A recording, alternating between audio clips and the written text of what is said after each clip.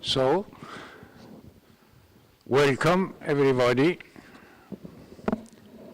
Thank you for coming to the Pontifical Academy to discuss an issue of profound significance for humanity and for the world of creation that sustains us. And thanks to the President for giving me the opportunity to say a few words. As Paul Ricoeur said, quoted in Laudato Si, I express myself in expressing the world. In my effort to decipher the sacredness of the world, I explore my own.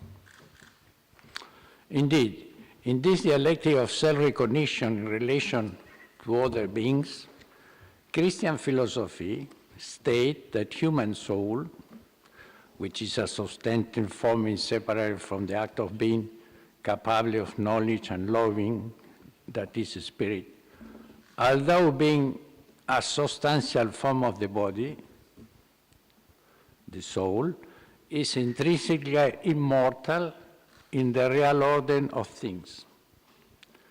This is the metaphysical foundation according to which the human person is in himself free and capable of ethical order, and emerge from the force of nature and the instinct of the animals. As a spiritual subject, the human being is imago Dei and capable of receiving grace, that is, to be children of God, and this is the high status and dignity that human being can reach as a spiritual being. Hence, when the human being has received grace, he is capable of performing the request acts for himself and others. In this sense, I think, like most people, and that was the start in the previous meeting about artificial intelligence, the robot cannot be considered as persons. So robots will not and should not possess freedom and not possess a spiritual soul and cannot be considered image of God. Artificial intelligence and robots are beings created by humans to be their instruments for the good of the human society. The fact that artificial intelligence and robots are instruments does not prevent them from being able to transmit a spiritual virtuality, say Thomas Aquinas, I quoted, as not about robot, but instrument. As that is the very voice which is perceived by the sense, there is a certain spiritual power, insomuch as it proceeds from a mental concept of arousing the mind of the hearer. Laudato Si criticized the prevailing technological paradigm, warns us that today it seems inconceivable to use technology as a mere instrument.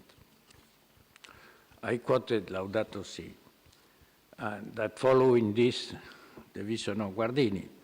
The technological paradigm has become so dominant that in the world it be difficult to do without its resource, and even more difficult to use them without being dominated by their internal logic.